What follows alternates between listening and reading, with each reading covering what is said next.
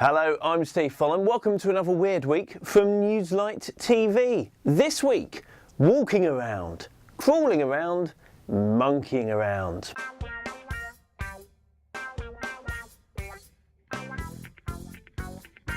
Now, who says that animals that live in captivity get bored?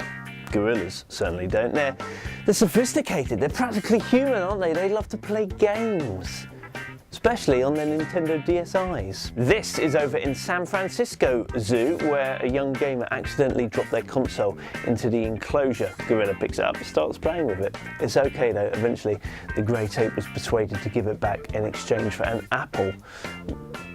That's as in the fruit, it wasn't like demanding, "I want a laptop!" Oh! You like my gorilla impression? It's good, isn't it? Yeah.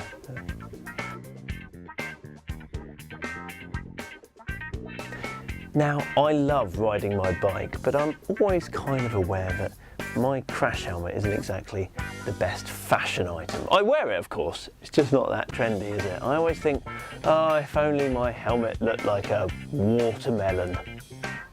Well, my luck's in, because fashion designers over in Kazakhstan have designed a watermelon crash helmet, along with, as you can see, lots of other designs as well. Admittedly, at first they said they did this just for a laugh, as a design concept, but actually lots of people seem interested, so they're in production, and next year you'll be able to buy them. Well, I say you'll be able to buy them, you'll only be able to buy them if you're in Kazakhstan and sort of Central Asia and places like that. No plans, unfortunately, to release them in Europe and in the States yet. So for us, well, we'll have to continue looking like an arse.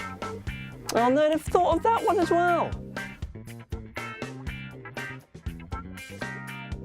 Beatles fans are causing constant traffic chaos outside the Abbey Road studios as they try to recreate the Beatles' famous album cover. You know, the one where they're crossing the zebra crossing? Well, a new HD webcam has been set up, observing what goes on.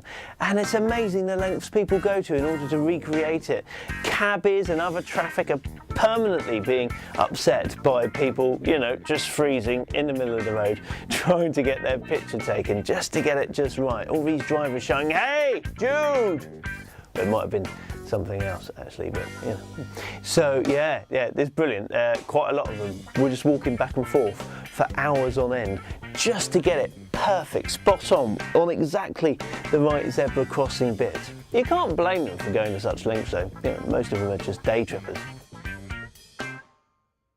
Scientists over at the University of Hertfordshire have developed a robot called Neo, who they claim is capable of developing and expressing emotions. He looks pretty cool as well. Take a look. He can do anger, fear, sadness, happiness, excitement and pride. It uses a series of sensors to determine how users are interacting with it, and therefore learns and acts back in a similar kind of way.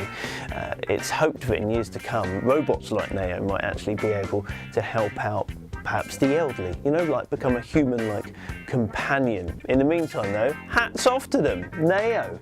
A robot who is capable of expressing emotion. Next, they hope to attempt it with a man. Congratulations from Newslight TV to a group of dedicated drinkers who we're really rather proud of. It's the world's longest pub crawl. Surely it has to be, because they've spent 26 years visiting 15,000 boozers and consumed 92,000 pints. It doesn't say how many roasted nuts, but I'd like to know that too. There they are. Aren't they nice? They range from in their 40s to the ripe old age of 79, though he doesn't look it, and they started out in 1984. They've kept going. They've travelled 250,000 miles around the UK. Sometimes they've had to sleep rough in barns and things like that, but hats off to them, they have raised £10,000 for charity in doing it. By the way, they're not done yet. There's still thousands to go. So good luck, gents. We'll drink to that.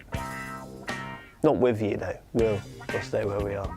It's a bit of a trek though, isn't it? Don't you think? It's one at the end of the road. Now, if you thought you had trouble getting your little barbecue alight, you know, building your little pyramid, getting your firelighters in there. No, I'm being manly, woman. You leave me. I can't do it. I've never been able to do it. No. What if she finds out? If you think you're in trouble, be grateful you don't have the world's biggest barbecue. This is impressive. 16 foot across. It takes 14 bags of charcoal to light and has been dubbed God Griller. Good name. It can heat up to 500 degrees centigrade, cost £10,000 to build, took 3 months to build, and it might take you 3 months to eat what it can cook, because it can cook 1,000 sausages simultaneously. What a thing of beauty. 500 burgers if you prefer, or, if you're really hungry, 2 whole cows. Although good luck trying to squeeze them into the fridge. No, you know when you're marinating and you're putting it, although on the plus side you'd never run out of milk. That's your lot. I've been Steve Follen, but I still am technically. Get more weird news across the week from newslight.tv.